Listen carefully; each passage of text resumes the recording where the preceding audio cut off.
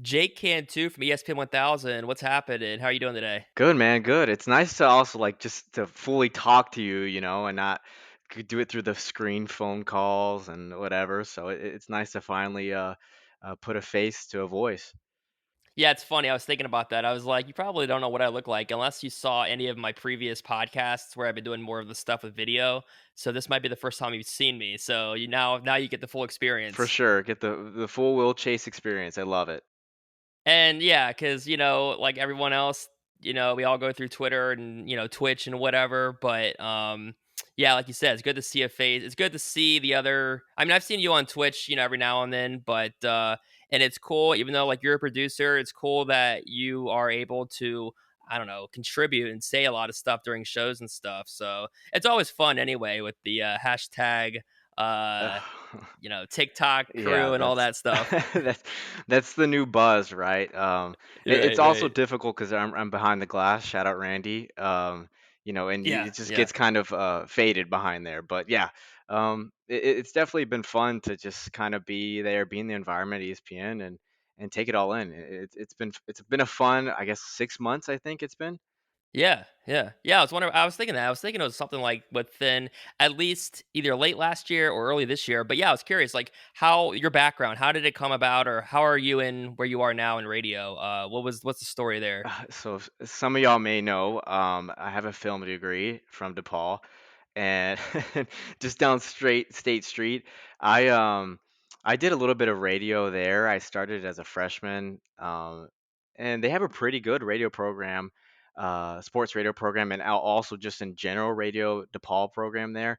Started at the basement of one of their freshman dorms. But we finally got a new studio, I think my sophomore year, and I just did a couple shows. I'm originally from Dallas. If you listen to the Okay. show, obviously you'll kind of hear that because I'll throw in some Dallas bits, and we got to reset that I'm from Dallas every time. um, but yeah, I always grew up listening to sports radio down there, and I still do to this day. Um, to one of the stations over there, and I kind of just got influence from them. Did a radio show for 4 years, basically at DePaul.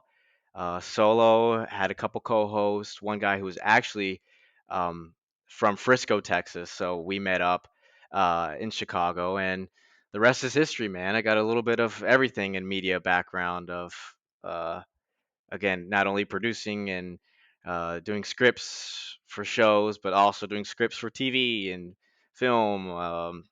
Done a little bit of Second City stuff over the past summer, and just a little bit of everything in the kind of broadcasting, performing, and media background. Yeah, that's awesome.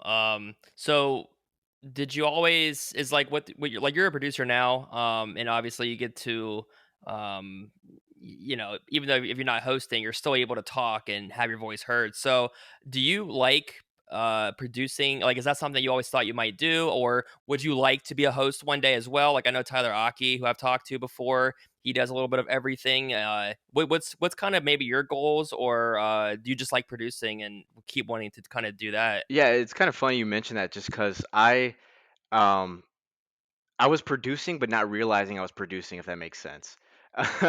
Like Yeah, I knew yeah, the word was out there, and I was studying stuff over the past couple of years, but I was making my own sound bites in college and doing fun little bits on there. And I think I did one of my funny moments that I've done. And I can probably dig it up soon.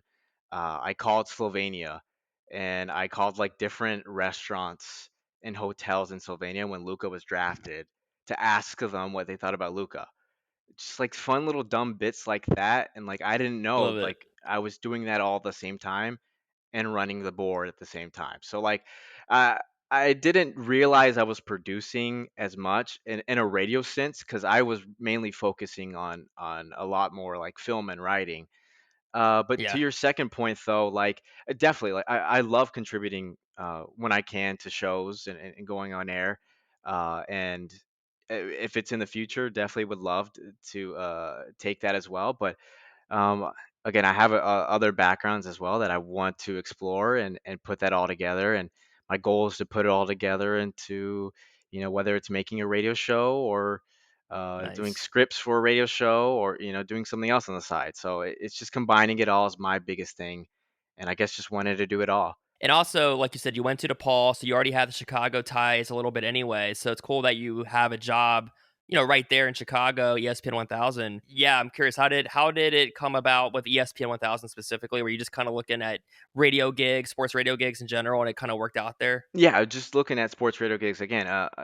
I've it was probably 2 years into being in college. Like I had two Chicago, like straight Chicago roommates that I moved in with, and they would listen to sports radio, and I would kind of catch it in the back of the stations locally, and ESPN obviously was one of them here.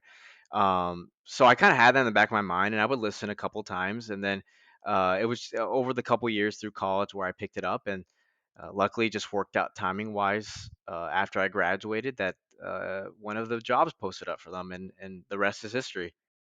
Nice. So, and obviously you're part of a few different shows. Like I know you're on the weekends a lot, Bleck and Abdallah. So did you know Chris Bleck and Adam Abdallah before you got to ESPN 1000? Like I'm sure you knew of them, heard of them, whatever. But did you know them much before you started No, there? I didn't know, other than just hearing their voice from just listening to their Yeah. shows. I had no idea who they were, and like, or they didn't know who I was, Right. in a professional and kind of personal level too. So like, Yeah. it was definitely cool. I still remember the first day I think that I met both of them, and this kind of goes for all of them too at the Yeah. station, all the hosts and everyone there, sales team wise, like they just opened up their arms for me. I could have not had a better first day, first week of just different people like expressing and were like they were interested in my background and interested to know who I was, instead of just, oh, here's this new guy, right? It's hard to break through, and it made it easy for them to kind of hold out their hand and show me the ropes, but then also like be friendly, and it made it just a lot more comfortable for me to get adjusted to everyone there. So Chris and Adam were one of the first couple people too that I met that were there to do that, and it definitely helped. I was working on the show to start out. Yeah, yeah. And so, what was it like for you when once you were part of Black and Abdallah specifically, just dealing with people on Twitter, like morons like me on Twitter, Twitch, just the full environment or the full experience in terms of some of the callers. Like, obviously now you're very ingrained in that. I would say, like what to kind of expect, maybe, or maybe as opposed to what you might have thought going in terms of just some of the bits and things like that. I I'm not gonna lie, cause I I'm not too familiar with the suburbs, so Yeah, like I thought, okay, yeah, I'll just screen these calls. It's simple. I've done this before, yeah. but then you hear like Itasca, and I'm like, are these uh, callers like messing with me? Are they just giving me like weird names, weird town names? And nothing, not a shot at Itasca at all, but it's just yeah, like no, yeah, getting adjusted to that. I think was the biggest thing, because I love bits. I love when people come on, and obviously Chris and Adam love to take any caller. Shout out, all calls welcome. But it wasn't that. It was actually getting used to just the different suburbs, because I knew of Oakbrook, yeah. Elmhurst, but there's other ones like I had no idea of, and that was just getting used to just people calling in.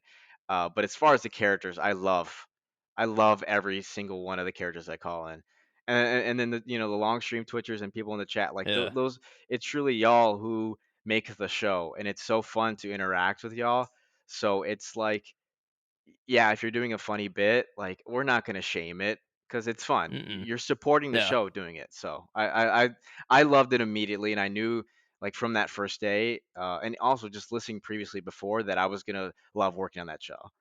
Oh yeah, and then of course, like I remember when Tyler was like the new guy as far as producing and stuff. Like I don't know, sometime in the last year or two, I think. And obviously he's gotten to know me. I'll tweet at all of you guys, as you were well aware, of course. But it's awesome though, like you said, they're all awesome, and I feel the same way. Even though I don't work with them, I've talked to so many of the people from the station, so it's been really cool. So without knowing them personally, I feel like I know them. Or even when I listen to Black and Abdallah, I feel like it's like a bunch of bros, kind of like that type of dynamic. And even all the people on Twitter that I don't know, I feel like I know them because we all kind of like congregate about the show and stuff like on a daily For basis. sure, yeah, and then definitely when we did the remote this was like a couple weeks ago Yeah. now. It was just definitely cool to see everyone come out, And then also, it's just funny because a lot of the Twitchers are there at the event and then have their Twitch stream up on their phone. Yeah. So Yeah. it's just a fun dynamic to see, and it just shows too, like, uh, I joined an awesome family, right? That has already been built like this, and so many people love to contribute to the show, and I just love to be a part of it. And not to say I mean, I've contributed only a little bit now, but it's definitely been fun to just join it. Well, like you said, it's been like 5 or 6 months, I think, so obviously it's already been half a year, and I know, like, Charlie Bevins is kind of the newer or one of the newer people now, I think, so you're not even the newest person anymore, but Yeah. in general, it's like it's cool, it's like I get I mean, I'm just a listener, but obviously I get acquainted with who I'm hearing or interacting with, and it's like, "What's up?" Like, then I just start, like, tweeting at you guys, but no, it's awesome, keep up the great work. I was curious too, I think we talked about this off the record on Twitter or whatever a while back. But when I first asked you to come on the pod, did you already know? You've already heard about this pod before, probably from like the station, or has it come up before? Yeah, I mean, just like just different interactions or whatever, and then Yeah, when you started interacting with me on Twitter and whatnot, like Tyler and everyone would just tell me like who are regulars, who are the people who are going to yeah. interact with us. So we definitely, the pod came up, and I'm glad to like be on and finally join the cast of characters that are on from ESPN. Within your radio background, do you have like specific maybe influences that you kind of look to, Hmm. whether in sports or otherwise? Maybe who do you maybe potentially aspire to be, or even role wise, what you would like to maybe keep trying to grow into? Yeah, I mean, definitely, I don't want to be like a broken record with a bunch of this influence kind of on-air personalities that people love to attribute to. But listening to Howard Stern was one, Hmm. obviously, like Yeah, it's holy grail, right?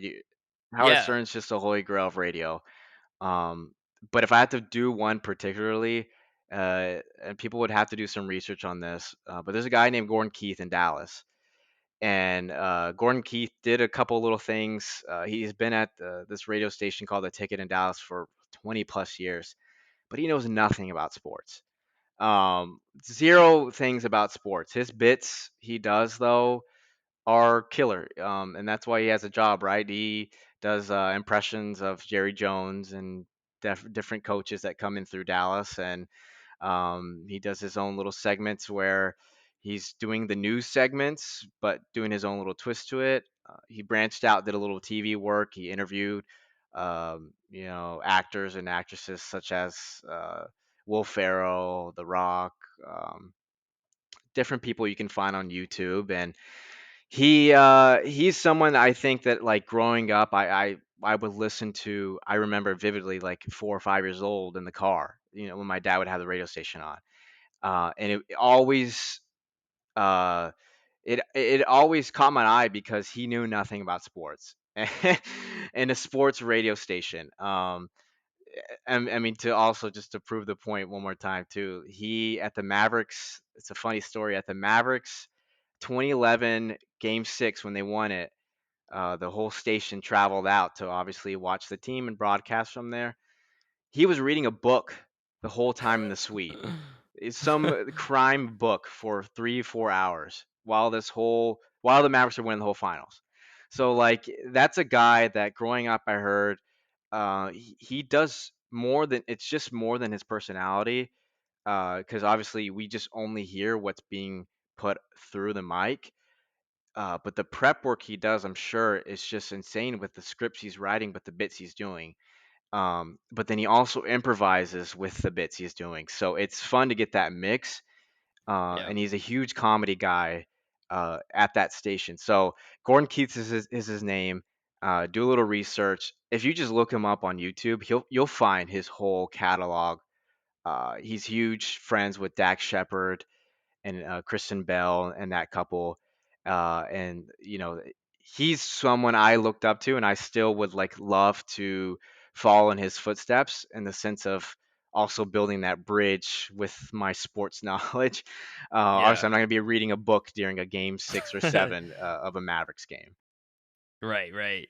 So, and of course, before we get kind of like into the last part, the sports part, you're also a film critic. Yeah, you can So, call me a how film did critic. actually is film critic the right word? I didn't even I mean to say it like I don't know. that's not even I don't that's even not even the know. word I meant. That's not even the word I was really trying to say, but that's just what came out. But whatever the official word is, basically, film is what I'm trying to I'll say. take it. Uh, I don't know if I know film, but I watched enough films in our classes, and I got yeah, A's on our little test that we did, quote unquote, yeah, that I think I know a little bit. But also, I'm not a big. It's funny how I like when became a it thing. became a thing because like Yeah, I love movies, but I also like love watching bad movies. And yeah. like watching those not to like just critique, but just to also take in because there's good and bad movies, but they're all great in a sense. Yeah, film critic just kind of came out, but I actually just wrote film, I'll take but it though. you I'll were take it. you were a film major, like you have like your degree is film related or in the film major, Yeah, you and know what I'm then the trying to say. film and television realm. Yeah. There you go. That's a perfect way. Film and television. So, yeah, so how'd you decide that you wanted to major in that? How'd that kind of happen? Well, I did acting and I didn't get into the act. I'm Nice. kidding. No, I'm Ah. kidding. No, I did audition to a couple places. I did audition for DePaul and acting stuff, but I really wanted to do the other side. I didn't want to get stuck into just being in that acting room. I wanted to do more, like learn Yeah, behind the camera, learn, that's cool. which is also like so cliche, but yeah, learn behind the camera. Also, like Yeah. developed loving to write. Mhm. So I that's how I kind of got about. And a lot of people also like ask me too, how did I learn to DePaul? Because no one in the South knows what this school is, especially when I was advertising to everyone in high school I was coming to Chicago. um, it was just literally like they sent me stuff, and I saw it, and I saw they had a good film program, and then they also did a lot of work, and we would take classes at Cinespace, which I believe is like West Chicago, but they film um, Chicago PD and Chicago Fire there, so we were next to those sound stages, also Nice. learning and hands on, and also DePaul was a school where it's not one of those typical universities where you commit to a major or whatever and then you do 2 years of your basics. I was hands on writing stuff and holding a boom mic in my like second week of college, so like Yeah. that's what really caught my eye to wanting to switch and do film. And then, as I mentioned towards the beginning, like I joined the radio station at DePaul, not knowing I was, but I knew I was a big radio fan, and those two mix well together. So, Yeah. yeah, it definitely was. Having that film background was something I didn't expect. Going into like my senior year of high school, because I do have that performance side, but it definitely was something that intrigued me as soon as I learned the details of DePaul. Well, I really appreciate the background, like in terms of, like you said, you were interested in the other side of things, like whether that's, behind the mic in terms of, obviously radio, film, like not just the on screen or on air aspect, but also the behind the scenes part of it. I like that stuff too. And obviously I don't do it professionally, but as a hobby, as you can see, obviously. But also, um, even like in sports for me, like I was always interested in the like front office stuff from a young age. So I really appreciate the details and kind of the those similar types of stories or like learning more about the other side of things that we For don't sure. always know about or see, so it's pretty cool. Yeah, and it's also a thing of like, and this is just me, and it's a blessing and a curse, right? But I want to do everything, Yeah. and there's moments in life too where you can't do everything at the same time, or you Yeah. had to choose one side. But that was something where I knew I wanted to learn both, and I figured if I was ever at that crossing road where I needed to pick, I could use the skills that I learned from the other side and apply it to that Yeah. side, right? Which is a lot of sides that I'm saying, but you know what I mean. Exactly, yep. And it's something just to have in the back of the head because now, especially with whatever medium you're doing, um, a lot of people self-produce, self-direct, anything you do. Like it's a skill that I feel like is growing, and a lot of people are acquiring now because of how self production you can do these things. So that was something that I was just trying to get ahead of the curve on. Obviously, you're a Texas Rangers fan, right? Dallas Yeah. Cowboys, I assume Mavericks. What about Dallas Stars? You a Huge, hockey huge fan? Stars fan. You can't see it Nice. down here, but I got a little like lamp, Stars lamp that it's lit up. It's like one of those things where you put a cube of those scents, those smelly scents, and it burns the Yeah, like candles. It's not a nice. candle, but kind of like a candle. But yeah, it's one of those. I'm a huge Stars fan. A huge. I like to say I follow all four. If I had to rank them, Yeah. I know you didn't ask me, but if I had to rank No, do it. Yeah. them, I would do. Um, it would be Stars, Mhm. Okay. Cowboys, Wow. Mavs, and Rangers right now. Okay. But Okay. I still follow them like religiously, like That's probably cool. horribly religiously. Well, you just gained like a few extra notches because I'm a huge hockey fan too. So it's always great to have other hockey, find other hockey fans in general. So, yeah, I just saw the Stars are gonna have a new coach next season. Are Yeah. you kind of surprised by that? Not surprised at all. Which is so crazy because they've had like four coaches under the Jim Neal Yeah. era. So like, and I think Sagan's contract is like 2 years in, and he's gonna have like, or 3 years in, and he's gonna have two different, yeah, now three different coaches under that contract. Yeah. So it's kind of a wild ride. I wasn't surprised by it. What I was surprised by is they're not keeping a couple assistant coaches, but with a new coach, it is expected. Yeah. It just kind of like, oh man, there's John Stevens, I think is his name, that I love, Oh yeah, assistant John coach, Stevens. Yeah. ex Kings coach, I believe too. Kings and I think Yeah, Flyers. Yeah. so he'll be gone, but yeah, I think I'm like one of 6 or 7 hockey fans of the station, so you can join That's us too. true. That is true. Yeah, for sure. I know like shout out like Carmen and so many people. Obviously Pat Boyle, Brian Yeah, Hanley, so many different people that are associated, but and there's more for sure. Cap, but Puck Dalla and Blue Line Buck Black, Dollar. but yeah, so yeah, Dallas was interesting because I don't know, at least this season, I think they kind of started out kind of iffy. They were in the final a couple seasons That ago with a weird 2020 bubble bubble, yeah. situation. And I mean, they kind of took it to Calgary a little bit. I mean, that went 7 games, didn't it? 7, yeah. Yeah, I think the Battle of Alberta, that first game was pretty telling of how well that was Otter was. crazy. Yeah, In a yeah, sense it of did. just, I didn't. The thing about this year about the Stars was they were very hard to watch this year. Yeah, And I'm not talking exactly. about finding it on a channel. I'm not talking, Right. like it was a chore sometimes to Hmm. watch this team because they Yeah. just played. They had the identity of boring hockey. Right. And they still kind of had, leftover residue from the previous regime, and then Jim Montgomery was building kind of that defensive identity as well. But when Bonus got there, it was really where when he took over, essentially, it was really, really tough, and that's what really led him that 2020 Cup run. I predicted they were going to make a Cup run too. That I have an article I think I wrote for one of these Nice. other uh, news outcast websites that I like. I was like, this because they're so heavy defensively, but can get if they can get the scoring, they can go to the cup. And what happened? They did. And Yeah. obviously Tampa was too heavy, but they kind of still had Yeah. that identity. But Yeah. you're missing players that left, such as there's that one FCC line with Blake Comu, Cogliano, and Radek Foxa that just they were a grind line that this team was missing in this year's playoffs. And it was just only a matter of time before that whole bend don't break mentality finally broke with Calgary because they're just so good offensively. Their goal differential in the first period, I forget the number. What it's just outrageous what they Yeah. are. But yeah, it was just a chore to watch this. Granted, this game 7, yeah. Who do you have winning it all in the NHL playoffs? Man, it is tough. It is actually pretty exciting.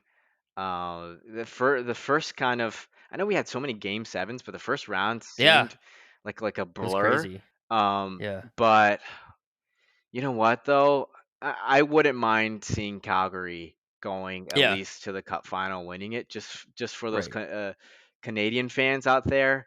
But part of me is also saying, Tampa kind of has found a little groove again, Yeah. which is like Yeah. really, really interesting. And I forget Yeah. how is Colton Point out just for good. I forget what his injury was. This Yeah, will Braden be up Point. Yeah, after the fact. He's out for game 2, but, I would have bet I bet we'll see him again. I don't know when, but he'll be out for game 2, which will already be done before this goes up, but, yeah, yeah, I think we'll see him, well, we might see him soon, I don't know. I know his injuries seem kinda, you know, but significant, yeah, but I'm a fan of losing to the team that wins the cup. So we'll yeah, go with the I get that. Flames. We'll go. I don't want to see Colorado win it. I don't want to see a Yeah. Central team win it. So I'll go with the Flames. Well, I did the NHL bracket, so before the playoffs, of course. So I went ahead and did Tampa Bay over Colorado because I just like how the Lightning are playing right now. I'm a Blue Jackets fan, so I saw them. I saw the Jackets play Tampa Bay in the final week or so before the season ended, and Kucherov was just on fire. I mean, they all are anyway, but Kucherov was insane. I was like, well, this is a guy that played like I don't know whatever, not a full season with the injury coming back from the injury. And he's probably more rested now than he would be after an 82 game season. And he was on fire. And I liked them in the Florida series. They're up 2-0 anyway. And I feel like the Blues are going to give Colorado a lot to handle. I almost wouldn't be surprised if the Blues knock them off just because Colorado, I don't want to say they've choked in the past, but they've had a problem getting through the West. So I wouldn't be surprised if they stumble, but they might. And I like Calgary too. I could see them. I would be a fan of Calgary winning it also. They're a fun team. And Calgary was just missing their goalie, right? Markstrom Yeah. has been unbelievable. He's a Vezina finalist, and they were really Yeah. a goalie away a couple of years ago. Now Yeah. adding Blake Coleman has bolstered up their line, and I think he's such a key player for them as well because he has that Stanley Cup experience with Tampa. So I could see Calgary definitely going there, and it would definitely be fun if he went against his former team too. Maybe they'll finally get this, but There you go. There you go. I've That's got pretty 2 over cool. here, but yeah, but hopefully it'll continue it will continue to be fun just to see that. And then of course your Mavs tough game 1, Ugh. but I mean, did you expect them to beat Phoenix like they did in game 7? No, and yeah, actually, it was one of the wildest game sevens, and probably the only time I'll experience that type of game seven in my whole lifetime. Yeah. Yeah. Um, because I was full on dreading a having to worry about the third quarter to come around because that seemed to have told what the outcome of these games were going to be in the series. Yeah. Um, but from the get go, I was just I just couldn't believe, and there was a certain point where I was just laughing after every shot the Mavericks were making because it didn't feel real. Um, so if you ever get a chance to experience a blowout game seven, it's worth your while. I was thinking about it too on Sunday that you had the Mavericks beating the Phoenix Suns, and then you have the Stars playing the Calgary Flames. I just thought it was ironic. You have two like orange, fiery, like literally Yeah, fire sun type of team. Just the fact they're playing two teams like that in terms of kind of like a sun. You know what I'm saying? yeah, Just they stupid. they couldn't put both of them out, but the Stars couldn't get the Yeah, job done. But yeah, I think that was the first time in Dallas history, at least, that there was two game sevens played by both teams in the yeah, playoffs. So I crazy. was I was totally expecting myself to like just lose it. Not like my sports heart was not gonna be able to handle it. Yeah, But the Mavericks definitely eased the blow later on. Even though I stayed yeah, up to see the heartbreaker in overtime, it mm, definitely yeah. loosened up that loss a little bit. Before we let you go, have you adopted any Chicago teams now that you're, of course, in Chicago all the time, or do you just not really have any kind of I don't know, loyalty? I guess is the word for that. You know what? I'm a big fashion dude, so I love collecting, what Nice. like Chicago vintage Oh yeah, memorabilia pieces, and I'm that kind of dude that loves to wear, like a vintage Cubs t-shirt from the 80s or 90s. So like I kind of as soon as I moved up here, I wanted just to get my hands on anything I could that was up to that par. And obviously there was so much to pick at from Bulls stuff to where I wouldn't say I'm a a big fan of the Chicago teams. Obviously, I do follow them. Sorry, there's my puppy down here. no, you're good. You're good. Obviously, I do follow them. she just needs to be held. Yeah, she could be Um, yeah, there we go. What's the dog's name? uh, Her name's Billy, Billy, after Billie nice. Eilish. Yeah. Nice, nice. I did become like a casual Cubs fan during their little time because Mhm. I loved going to that game, and going to Wrigley just is just historic in general. Yeah. Um, but I'll pay attention to the teams a couple times. Yeah. But it's good to have no strings attached to these teams Exactly. because Yeah. um, you know, they kind of do the same thing as the Cowboys as far as like the Bulls. Yeah. They have that same fandom, so Yeah. I totally get it. But it's nice that I can watch these games and kind of separate my fandom, and then I'm able to produce a show the Right. next day, and like I can talk about it professionally. And like that, Exactly. and but again, I do get involved in it a couple times. I love going to some Hawks games. But as soon as they play the Stars, I got to flip the switch. Yeah, yeah, for sure. And like you said, it's a way to do your job without having sort of the emotional pull, I guess, or unless Dallas is playing one of the Chicago teams. The Bears play the Cowboys next season, so let's see how that goes. That'd be fun. It definitely a game that I'll get clowned at the station. Yeah. Oh But yeah. I it's good. It is good to have though a little bit like of that fan in you, right? Like Sylvie, a huge Bulls fan, Yeah. and you can hear it, and you can hear his passion on air. So I do want to like carry a little bit of that, but Yeah. at the same time, like you said, it is nice. I don't have to stress about the Bulls Yeah. in the first round of the playoffs. Thanks again for chatting with me today. It was really fun to talk with you and just keep killing it. You're doing a great job. It's fun interacting with you on Twitter and the phones and all that. For sure, man. No, I appreciate you and then everybody else too who interacts. It made the transition to the position a lot easier knowing you guys are supporting us and are listening to us, obviously, and are caring about what we're saying, right? So without you guys, the transition, I don't know how it would have been. I would have obviously still been here, but it definitely makes it easier. And I love doing stuff like this. Definitely, and you can consider it. I don't know if it is, but you can consider it a badge of honor. If I'm tweeting at you, it's always like you're like part of that niche now or whatever. So For sure. Well, I appreciate it. all Thanks, right, Will. all right.